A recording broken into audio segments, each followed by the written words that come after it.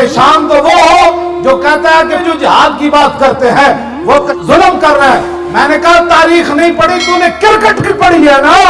اگر تو نے اسلام کی تاریخ پڑھی ہوتی تو تجھے بات نہ کرتا جہاد کے خلاف۔ جہادی سے تو مکہ فتح ہوا، جہادی سے تو صحابہ کرام نے 2 سپر پاوریں گرا کے رکھ دی، جہادی کی وجہ سے صحابہ نے سمندروں میں گھوڑے ڈال دیے، جہادی کی وجہ سے حضرت